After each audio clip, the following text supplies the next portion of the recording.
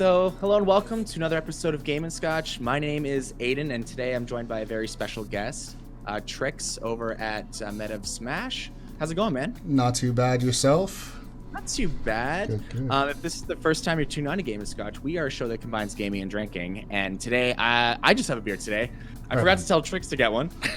I got my trusty energy drink, so not quite on the same level, but yeah. Do you enjoy brews, or do you like? I don't know. A big drink? Not really so much anymore. No. But no? yeah, I'm not opposed to it. I'll tell you. No.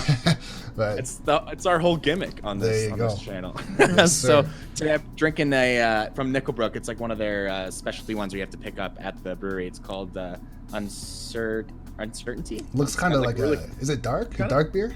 It's dark, yeah. It's got this cool like Cthulhu kind of like right looking on. Little album there. So yeah, that's what I'm going to be drinking during the podcast. Very nice. So I thought I'd have you on just to kind of talk about, the content creating side of kind of Smash Brothers. For people who kind of want to start in that, maybe we can give them some tips and tricks. So I just have Trix here, and I'm going to talk to him about that. So I'll ask you a few questions. Sure. So I guess we'll start with what's your experience with Smash Brothers? Which was your first one? When did you start getting serious with it? So I guess we'll start there. So what was your first Smash Brothers? So my absolute first Smash Bros would have been 64, but I was I was like 6 years old, so that doesn't really count. Yeah. But as far as actually starting, I would have said Smash 4. Towards the end of the game's life, I started to compete a little bit more. I didn't really know too much about tier lists or good characters or the competitive scene for most of it, but then I started to check stuff up on YouTube, get exposed to what tournaments were like and stuff like that. So started to compete kind of casually, I wasn't traveling too crazy or anything like that. I played Falco in Smash 4 as well, and everybody criticized that because they're like, why are you playing a horrible character? But at the same time, like I said before, I didn't really know. I didn't know what was good or what was bad or whatever. But which is your favorite dude? Yeah, I just chose him. It's actually Mr. Danish, Mr. Danish Butter Cookie. He does he's a pretty big guy on YouTube. He does a lot of montages and stuff like that. But back in Smash 4, he actually put out a montage on Falco, and that's the reason why I play him. So it's his fault, or it's thanks to him. Depends on how you look at it, really. It's weird because when you and I were talking, I was like, okay, this guy obviously played Falco in Melee because he's one of the best characters in Melee. But I guess you didn't really get really into it until Smash 4. Unfortunately, no. I honestly, I missed out on the greatest years of Falco. So it's definitely a feels bad in that regard. If I feel like right now I'm way too far behind to try and jump into Melee or anything like that. I wish I could have, but now it's everyone's just incredibly good. So it's jeez. It's everyone's had over 10 years, man. It's crazy. Yeah, over 10 years. Yeah. Yeah, we my brother and I would exclusively play Melee. That was our first kind of getting into competitive scene. For us, it was we both were playing a lot of Brawl, and I was kind of oh, I wonder if there's anything more. Is there a competitive side to this game? And then I had buddies who are nope, you want to play Melee, so that's what we played exclusively until Ultimate, really. Yeah. Ultimate when we swapped over. So. But I'm kind of the same with you. I never really looked at tier lists. I kind of because I'm also here because it's Nintendo, and I love Nintendo. Exactly. It's the nostalgia, right? We just play the characters we like and just go from there. Very cool. So I guess what inspired you to kind of start making content for YouTube? Was it after you started competing, or was it or did you know right away? It's oh, okay, this is the side of Smash I want to kind of get into is content creating. At what point did you want to do that? So for me, it kind of started a little bit before Ultimate. I did a little bit of streaming, once again, very casually. I didn't know much about the game as it was, so I do the arenas, I do for glory, and kind of just do whatever. But then once I saw that there was a lot of opportunity within the game, because the game itself is so incredibly popular. Being Smash Ultimate, it won the award for Fighting Game of the Year. That the Game Awards just passed not too long ago. So obviously this was a huge opportunity to jump onto. But when Ultimate came out right away, I'm I gotta do something with this game. Whether or not I become a super competitive player, whether or not I travel or do content creation, I want to do something. And then I kind of learned just from being more in the scene, being more in the community, that the competitive side of the game, unless you're an absolute top player, unfortunately from a business standpoint, it's not a lot of money to be made. right, as a competitor.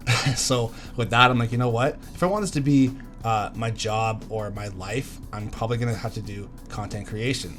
So from day one, as soon as Smash Ultimate came out, the channel existed. Like, we started the channel right away, and then we kind of just started making content. Like, if I can, do you want me to get like into the bigger details, or the deeper details as to how we started and all that kind of stuff too? Or yeah, you say we, was there other people joining you with this exactly kind of venture? Yeah. So yeah, talk about the origin of it. Yeah, for sure. So it kind of started out as very nonchalant. I was in another Discord server, Smash Battlegrounds, and within this server, I was just a guy, just a player, not a YouTuber. Yeah, just a guy, just another member in the server, not anything.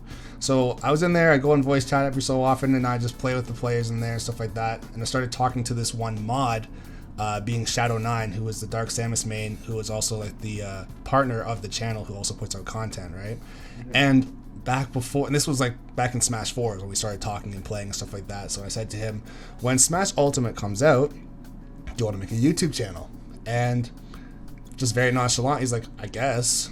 You know, it's like, I'm not gonna say no. Like, he doesn't really know me. Like, at the time, he doesn't really know me, and we didn't really have any idea what we were doing. I just know that we wanted to do it. So the only way you guys knew each other was through Discord? Yes. Like, you guys didn't know each other in real life? We were not the best of friends or anything beforehand. Just met him through Discord. He was a solid player. He was always around. So it's like, you know what? If I'm going to do content at all, and I want to do this with like some sort of partner, I need someone who's going to be available more often than not. And he was that guy. So we started making videos. We started doing like frame data videos at the beginning. They were extremely difficult. I can't even lie. Yes. And I didn't really know what we were signing up for. So like, okay, we're going to have to stop this right now. But then we started to switch over to how to fight guides. So guides literally on how to fight Cloud, how to fight King K. Rool, because when he came out, everyone was like, this character's broken because of burying and stuff like that. Then we did how to fight Inkling, how to fight... oh yeah, little did they know. And now look at him now, right? But so yeah, that was the start of it. And the channel itself started to blow up after there was 2 videos that I dropped. One of them was kind of just luck, because when the game first came out, if you know about like Elite Smash and Quick Play, everybody had the same GSP when you start the game, right? Yeah. So since there was no hierarchy or like status, like, oh, these people are really good, so they're way out of reach at this point, all the pro players were in the same pool as brand new players, right? Right. So within that, I found Hungrybox in Elite Smash, and I ended up fighting him. I got destroyed. I'll straight up just say I got destroyed. And I posted the video of us playing, and the video got like, I think 60,000 views. Keep in mind, our channel had like not even 100 subs. So when this happened, it's like, oh my god, this is crazy. And that's where the opportunity really came into. It's like, came into play where it's like, okay, if you latch on to either player names, or you get lucky in Elite Smash, or you make guides on popular characters and stuff like that, there's a lot of opportunity to grow the channel, right? Right. So like, I guess that's the issue that I'm having with my channel, is just like tagging the right things, having the right content that people are searching for.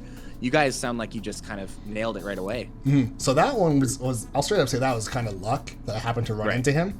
But then one that was a little bit more calculated on my end was, I think it was my second montage that I ever made.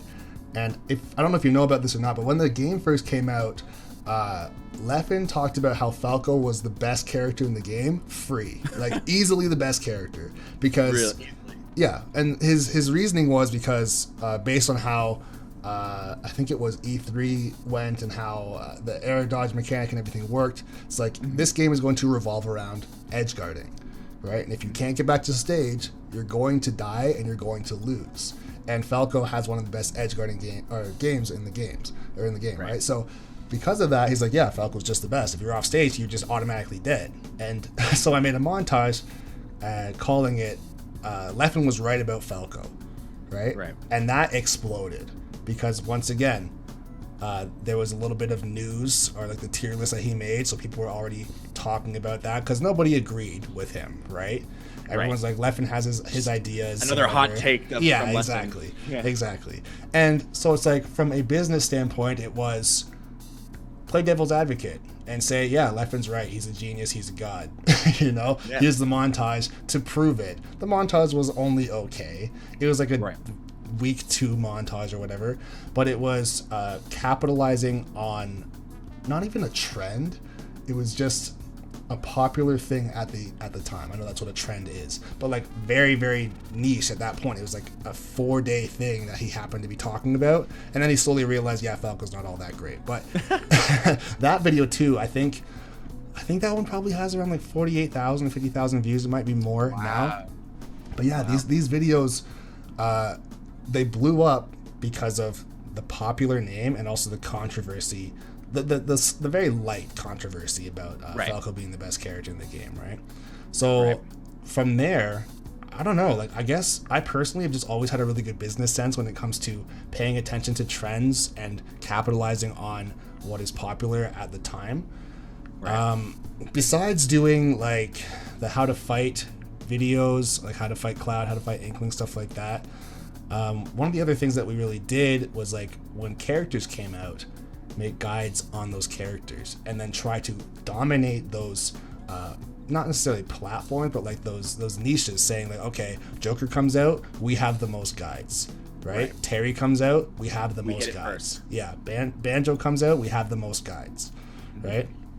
And that's really been the main success to the channel as far as trends go. I'm trying to think another thing that we really did too. If you've been keeping up with the channel, or anybody, if you've stumbled upon our channel in the past, you may have seen a series called Nail the Trick. So this Nail the Trick, have you seen that one? Yeah, I've seen, you've made a few, right? Oh, we've made tons. Yeah. I'd be more so surprised if you haven't seen it, whether you knew it was us or not, because I'll meet people at tournaments, or I'll talk in like Discords and stuff like that, and they'll be like, aren't you the guy that did the Nail the Trick on Falco or on Terry or on whoever it might be? It's like, yeah, that's us, right? So go ahead. Well, when I first met you, it was at the McMaster Weekly in Hamilton, and I had watched your videos before, so it was just like, oh, that guy's Meta Smash. I'm like, no way. I just like literally watched your video like earlier that day or something like that. I think it was Nail the Trick for Falco. Right on. So yeah, so it's just super cool. I was gonna say one thing that's actually really still weird to me is I'll go to tournaments and stuff, and people will recognize me by my voice. And I guess it makes sense to an extent, because it's like, up until maybe a month and a bit ago, I'd never shown my face anyway, so how else would you recognize me, right? But people were recognizing me from that, and it's like, oh, all right, I guess this is a thing now. But yeah, it's kind of cool. Is that so? Like, I guess your face reveal was when you started streaming? Or was that even? Not, I guess like that was more like a soft face reveal, because like I never was afraid to show my face or anything like that. On never stream, yeah. But the thing is, like, my stream still to this point doesn't even have like 1,000 followers. I don't think it's just very small, and I don't really focus a ton on streaming. It's very rare. I don't even really market that I have a Twitch account, to be honest, because I'm much more focused on the YouTube channel. Right. I want to do content creation as far as guides and videos and montages and stuff like that versus streaming. And one of the main reasons why I chose to do the YouTube route, and I think we've talked about this in the past, like a long time ago at a tournament, going over the YouTube route rather than going the Twitch route, is because at the time Twitch was outrageously saturated with pro players streaming. So it's like, if you want to get a chance of being recognized or trying to grow an audience in Smash, as someone who has no reputation whatsoever, right? Because if you're someone that's not a pro player, you're not, I don't know, you're not Beefy Smash Dudes, you're not Izza, you're not someone who has any platform awareness at all, trying to do it on Twitch, it's crazy, because you're competing with Nairo, and at the time Zero and Fatality, Esam, Void. It's like, okay, this is tough. People already have their streamers that they watch. And absolutely. So instead of doing that, I went to the YouTube route. It's been going really well. So we are actually the fastest growing SmashTube channel I don't know, I can't say ever because I don't actually know that for sure, but in the last year we went from 0 subs to 22,000 subs in 1 year. Woo. And so unless there's another channel out there, and I've actually asked around, is there any other channels out there that have done 0 to 25 or 0 to 30,000? Because if they have, congratulations, like that's a huge achievement. And it's been a ton of work. I can't even lie. To be honest, it was not luck. A lot of what I've done has been very calculated. It's been a lot of extremely late nights. It's been 12-hour days of actually labbing and recording and doing voiceovers and everything. So if anyone's trying to get to a point where they want to make YouTube their life or a their main income, it's going to be a lot of work, right? You see these overnight successes, but you don't really understand how many nights it was actually over, right? If that makes sense. Yeah, for sure. And it's like when you're creating content, around something that's like, the meta of Smash, it's like you want to make sure that the content is good, people can actually use it, because then you get those subscribers that stay around, and they want to they feel like they're improving by watching your content. So that must take so much work. Oh yeah, and that's one thing too, is like trying to provide value over and over and over every single day on something new.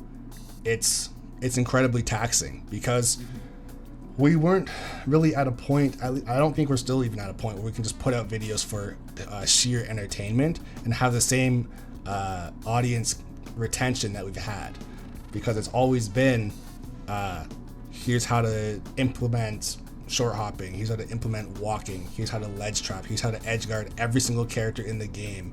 It's stuff like that. So when people find us, it's like, okay, there's genuine value past the point of content production as far as editing and music and timing and stuff like that.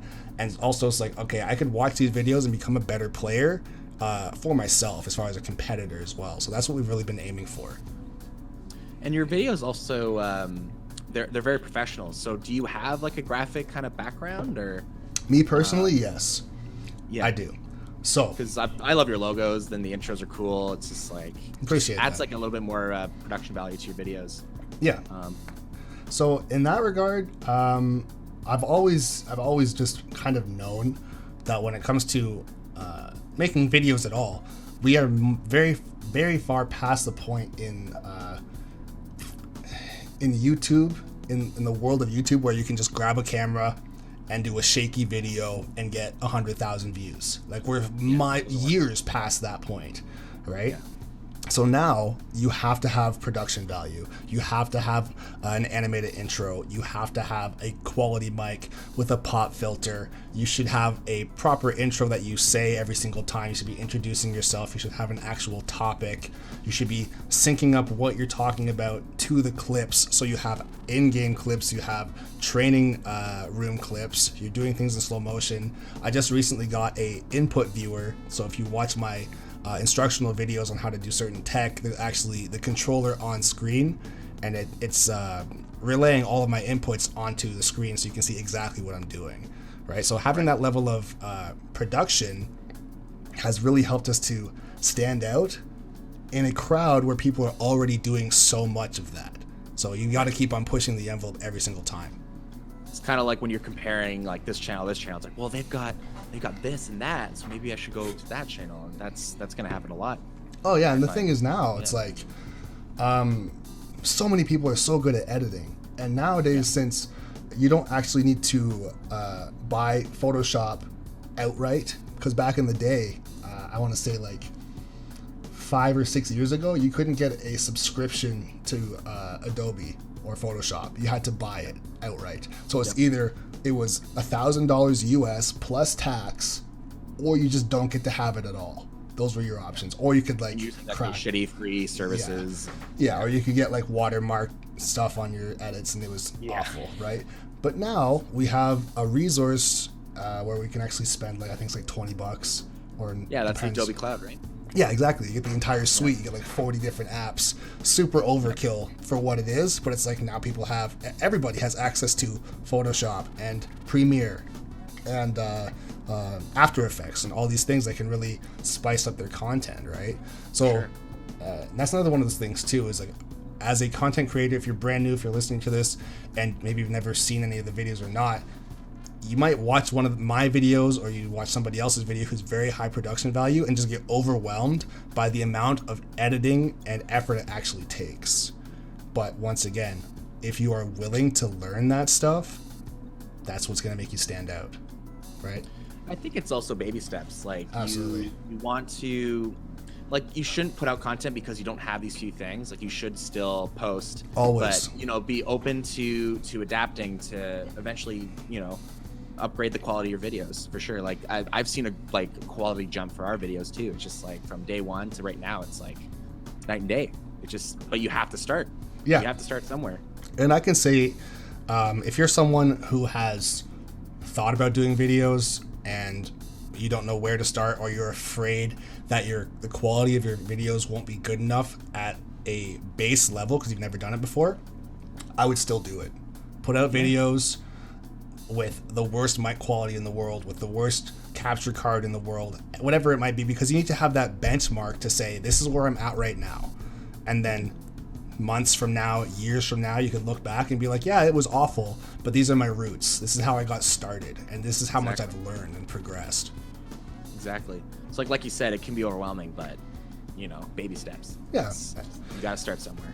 And also another thing too with that is you have no idea who you're going to meet in the community. A massive part of our success, hands down, has been networking with people and getting to know players and other animators, other YouTube channels, stuff like that, and collabing with them or working on edits with them, just bouncing off ideas, stuff like that. So it's like, you're not really alone. You might start and not really know what you're doing, or you might not know anybody, so you might feel alone at the beginning. But if you're willing to put yourself out there on YouTube, you should definitely be willing to put yourself out there in Discords and commenting on other people's videos and stuff like that, and just getting to know them, and then checking out their videos and saying, okay, what do they do that I really like? I'm not going to copy them, but I am going to be inspired by their style or their amount of effort. Right. And you have to be, just like you said, you just have to be interactive. You have to be able to support other creators if you are going to expect any support. Mm-hmm. You know? 100%. It's give and take kind of thing. I can also say just really quickly that you should not treat YouTube as a competition. Right.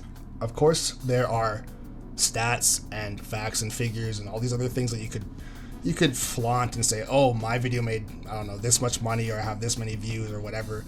But if you start to make it a competition, like, oh, I hate Meta of Smash because they have this many views and this many subs or whatever, it's like, okay, you probably just closed the door on yourself. Right. In other words, where we could have worked together. And I don't really care if you have more subs than me, or if I make a video with you and it helps out your channel, because like I said, it's not a competition. It's going to come back from a business standpoint tenfold in the future. Right. It's something you want to definitely be aware of. Yeah, closing doors, especially in a social media platform, is not good. No. Not at all. So you main Falco, obviously. Yes, sir. But you also play Meta Knight, do you? I play a lot of characters now. Play a lot of characters? Yeah. Oh, yeah. And that's the thing. It's been kind of a blessing thanks to the channel as well, is from being very knowledgeable about the game in the first place, a lot of people just start to have questions about everything. And that's another big part of being a successful entrepreneur in general, is you want to be able to provide a valuable service and whatever it might be. Someone might say, oh, I don't know how to play as Peach, for example. Can you make a guide on Peach? It's like, right now, no, I can't, because I don't know how to play Peach, but give me some time, I'll figure it out, and then I can do this, right? And then you can keep on doing that over and over and over again, and in turn, you learn a lot about all the characters. So, yes, I play Falco, yes, I play Meta Knight, but I also play Shulk, I also play Peach, I also play Breath of the Wild Link, I also play Marth, like all these characters that are much more, are not even much more, but they're just complex in general, right? Because these are the characters that people want help with, right? Yeah, because it's also a niche too, right? Because they're not considered like the top tier big boys, but like, you know, people still play them and want to look for those videos. And yeah, that's or go ahead. No, that was my point. Yeah. Okay. I was gonna say people are looking for that. And that's another thing that I've really been able to capitalize on too, is being a voice for the underdog characters, right? Because if you look online, say, oh, I want to look up guides on Pikachu or Wolf or Joker, they're everywhere because those are the popular characters, right? Or Snake, for example. People have taught how to fight these characters and how to play these characters. But then you look up a video on, I don't know, how to do combos with Duck Hunt. That doesn't exist. No one has that video because that character is not very popular, at least in the Western, I guess, culture of Smash. Like in Japan, it's much more popular to see Pac-Mans. They're playing a different game over there. Oh yeah, they got the Pac-Mans, they got the Ice Climbers, they got the Piranha Plant, Brood, yeah, Brood, yeah. They got all that stuff, right? So it's like, but then again, of course, at least for Smash on YouTube, and that's where another thing comes into play as well, is a language barrier, right? Because there are, like, I think it was Komoro Kiri put out a video for Meta Knight like a year ago at this point on like ladder combos and just the general how to play Meta Knight, and it's very well done, but you have to also have the patience to read everything. It's a 25-minute video, and it's hard. You're learning a hard character.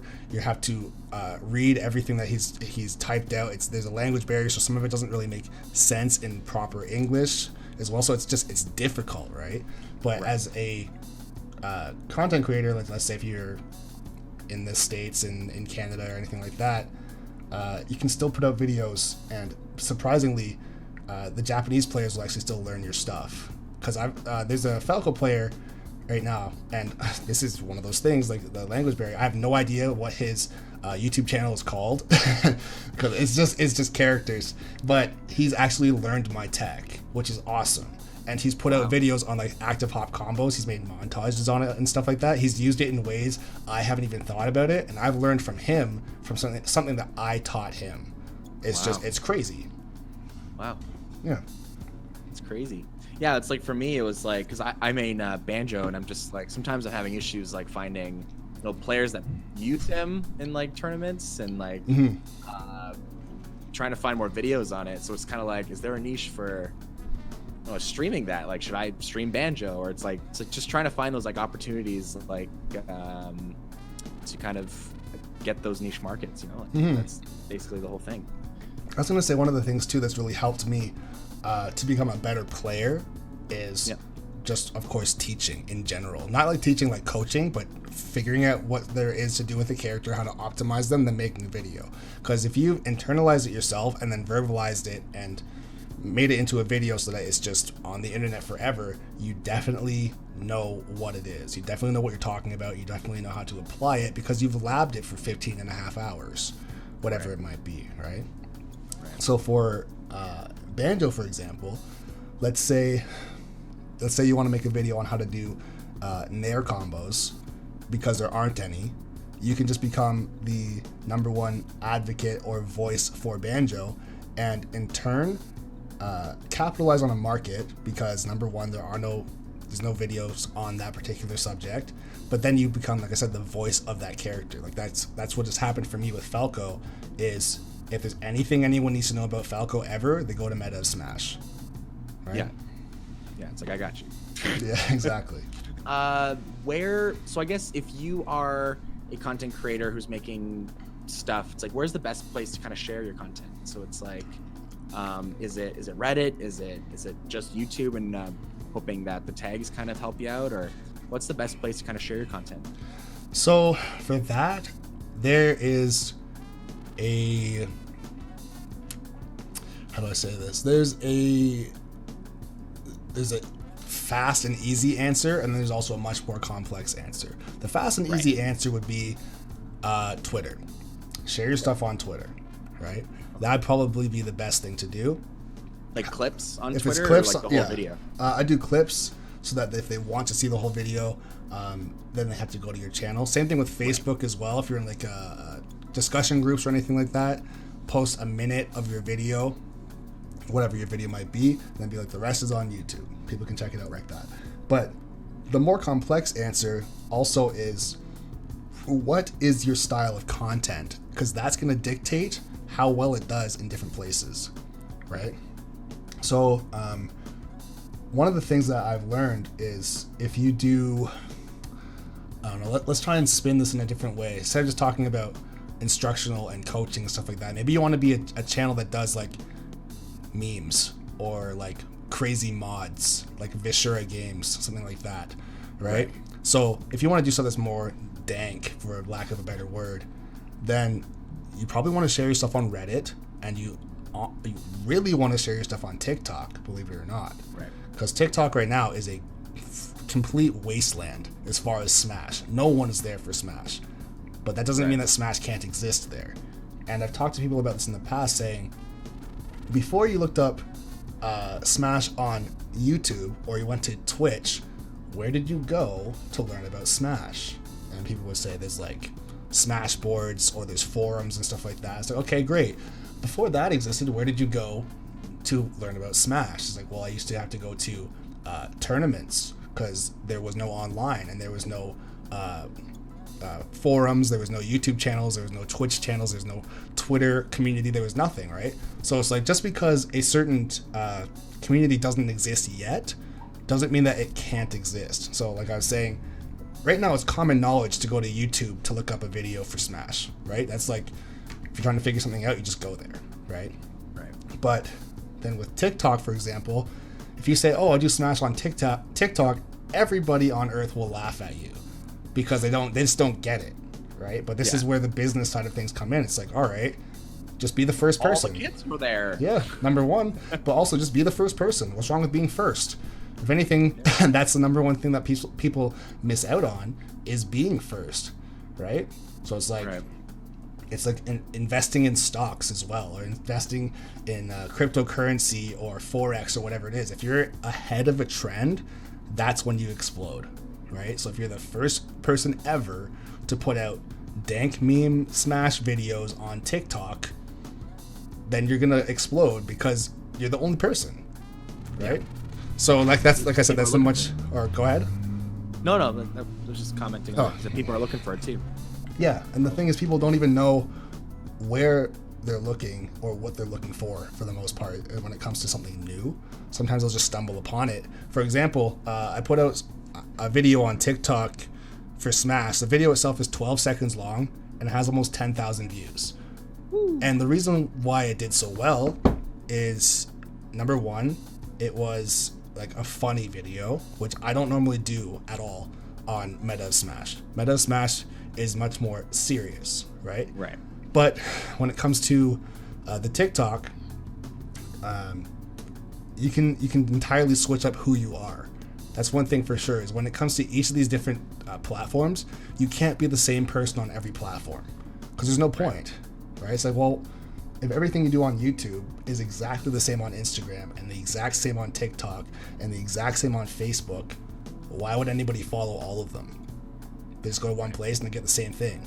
So instead of being monotonous and doing the same thing everywhere, put out memes on Reddit, do coaching on YouTube, right? Do clips from montages on Instagram. So really diversify you as a character and you as a brand across these platforms. That's something else that I've also been really doing a lot with our team, and kind of just going back to before, like I said, it was just me and Shadow. Over the course of the year, it's now 14 people in Meta of Smash. Wow. So yeah, everybody's running a social media platform. Some of them have been doubled up. We have 3 people running Twitter. We have 3 people running TikTok, 2 people on Facebook, 2 people on YouTube, me being one of them. We have a Discord that is thriving at this point. I think we're around 1,100, 1,200 members in the Discord. We're doing weekly tournaments in there as well. So within those weekly tournaments, we have one person who organizes the entire tournament. We have 3 streamers, and they all commentate. And the thing that's crazy about that specifically is that I am not part of it. When it comes to the tournaments, I have not run a single tournament. I have not organized a single tournament. I have not marketed for a single tournament. It is all being done by other people, right? Because that's the community that we've grown. That's kind of like the idea of being an entrepreneur in business. It's just eventually you just let it do its thing. Yep. You step back and you be like, I've created the machine, and now it's just going. Yeah. Right. But that's awesome, man. That sounds great. That has probably been one of the most difficult things to do, is create an environment where people care about you.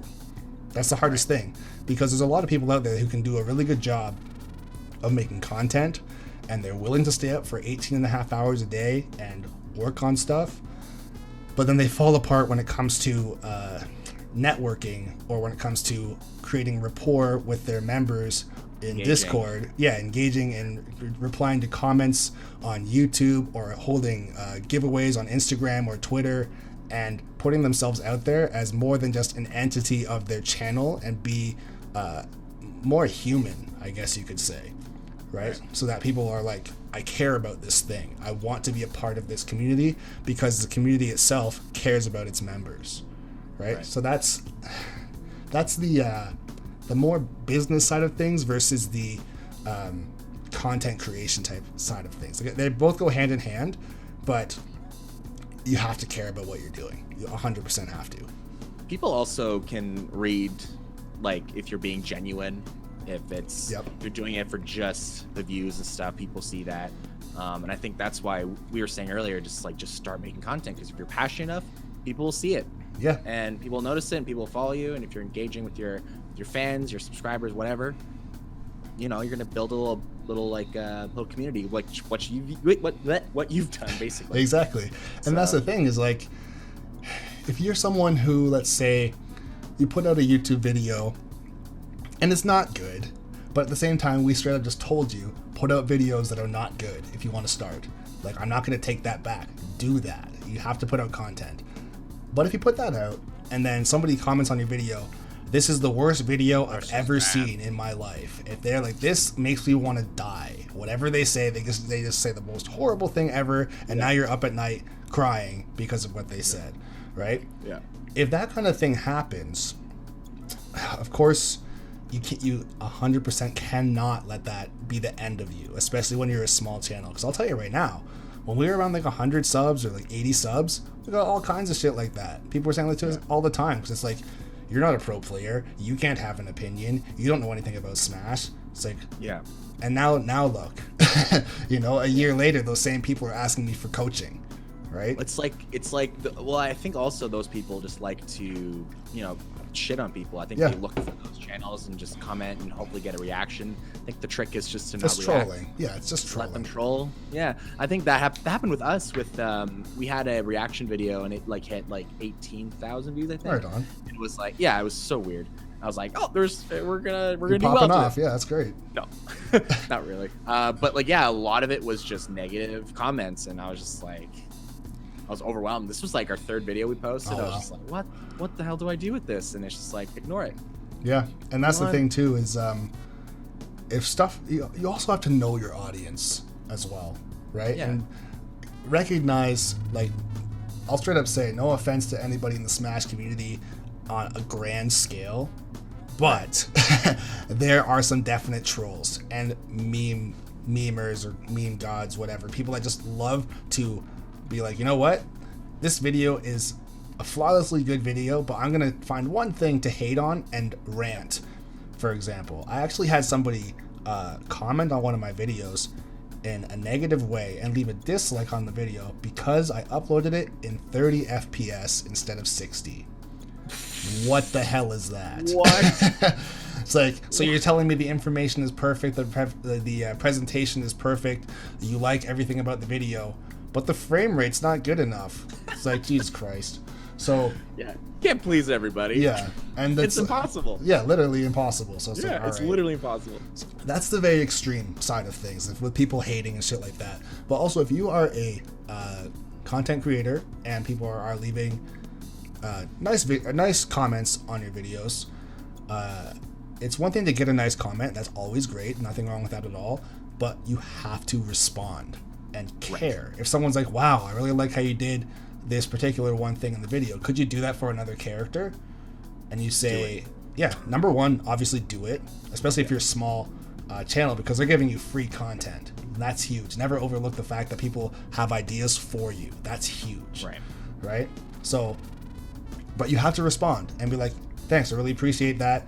And yeah, I'm going to look into doing this video until you get overwhelmed and there's so many requests and stuff like that. Maybe you can't keep up with all of them, but try your best at the beginning of it to do so, right? Because if you, let's say, for example, you put out your own version of Art of Banjo, right?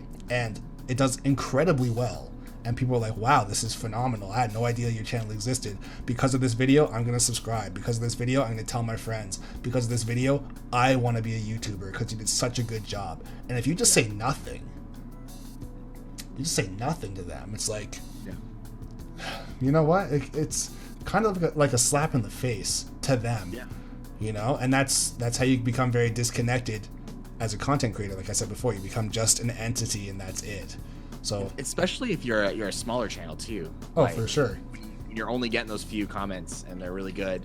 Like you'd much rather have like 100 really good fans that are going to comment, they're going to like, they're going to be engaged, share your stuff as well. 1,000 like random people who aren't going to watch your stuff, you know, like you'd much rather build a fan base, you know. And yeah, and that's something I can say that I've successfully done within our own community is if I look in my Discord, for example, nobody's just openly shitting on other people. They're just like, you know what? There are a lot of people here, and that's the thing, within the culture of meta of Smash, people come to the channel to learn, right? Not to flex, to learn. So there are people in the Discord who are genuinely brand new, and they know that they're not good at the game. But then there are people in the Discord who are much more experienced, but thanks to the community that I've built, or just the I guess the style in which we've done things, the people that are experienced that come into the into the Discord are very open to help people, very open to watch replays and give advice that isn't advice like, oh, you did all these things wrong and this is why you're horrible, because that's not advice. And trust me, I've seen that kind of shit a lot. I've seen that a lot in other Discords and stuff where it's like, this isn't advice, this is just you taking your day out on me and making me feel bad for the things I messed up on. That's not advice. You know, advice. That's not what we are. Yeah, That's not at all. Exactly. So within that, it's like, if we have, like, let's say a player who's much more experienced and they are going to review someone else's video, they do it in a very, I don't know, just proper way, in a way that's actually going to encourage this person to stay around, encourage this person to get better, encourage them to play with more people in the Discord and keep on making the community thrive, right? It's not like I can go into the Discord at any given time and it's not a complete shit show. It's actually like there's a lot of people here who want to teach for fun, a lot of people here that want to run tournaments and commentate for experience, right? It's just been really, really awesome. And the whole, like, I guess the whole toxicity, like, argument is just like, even like at like live tournaments and stuff, it's like you see it and it's just like it only hurts the community. Like it only hurts people who are trying to, you know, get in for the first time, like they're new. Like toxicity is only going to push them out. It even pushes out people who, you know, are trying to play a character that's not considered good. It's you know, it's just anything toxic is not a good idea. Not at all. Smash has definitely seen that. Oh yeah. But I think with Ultimate, it just seems like a little bit more of a positive community. I think because it's just, I don't know, it's a new age, I guess. Yeah, I can say too. If you were to put it this way as well, think of it like, let's say for example, that my channel is someone's absolute favorite channel. The highlight of their entire day or their entire week is when I upload a video. If somebody else was incredibly toxic towards me and I ended up quitting, how mad would that person be that loves everything I do, right? So if they're gonna be obviously upset with someone who did that to me, they now have to reflect on themselves and be like, have I ever done that to someone else? Because if I have, I better smarten up, right? I'm not gonna shit on Esam's video or Izad's video or Banana Boy's video or Zero's video because somebody else absolutely lives for their content, right? And if you have that as your mantra, as a movement, as far as how the community should be moving forward, that's what's going to make it a much more positive place. Yeah, for sure. Well, thanks so much, Trix, for coming on to Game and Scotch, man. Is there anything else you wanted to comment on or touch on? Or I don't know. I think we covered a lot. honestly. Covered a lot. I can just really say thanks for having me, man. I appreciate your time. I really appreciate you joining me, man. It's really appreciate it. Is there anything you wanted to plug, I guess? So your YouTube channel, you spoke earlier that you did a little bit of coaching. Did you want to plug anything of that? Or yeah, I guess. So yeah, the YouTube channel is Meta of Smash. You can type it in on YouTube. If you type it in on Google, it'll come up. We do, like I said before, we do a lot of coaching. We do a lot of instructional videos. I'm very active in the comments and stuff like that. So if you find a video, or if you're watching any of this and you want to get in contact with me, as far as just saying hi, anything at all, just appreciating the videos, or if you want to get in contact for coaching, stuff like that. We have the Discord as well, which is also Meta of Smash. I think that's also, it's in the description of every single video. I'm not sure if you can find it on Google as well, probably. I'm trying to think what else. Realistically, that's it for the most part. Maybe our Instagram, also Meta of Smash. Everything is Meta of Smash. So I'll leave all that stuff in our description below as well, if you guys want to check that out. But thank you guys so much for joining us. I was drinking the Uncertainty Principle from Nickelbrook. It's like one of their weird beers. It's pretty sour. I was gonna say, what's the percent on that, anyways? It is. I'm gonna take a guess. 6.5. 6.5. Okay. Oh, you were gonna guess? Oh, I was gonna say like 8 or something. I don't know. Yeah, it looks really dark. It's pretty intense. I think we're talking, and I took my first sip, and I went. It's pretty tasty. I'll wake you up. But yeah, exactly. But yeah, make sure you guys, if you guys enjoyed the video, like and subscribe. Make sure you check out Meta Smash, and we'll see you next time. Also check out, I interviewed Matt over at Angry Burly Bros. It's a little nice in Burlington, Ontario. Check it out. It was fun to interview him. Great guy. And thank you so much for watching, and thank you, Trix, for joining us today. Yep, and thanks again. We'll see you guys next time.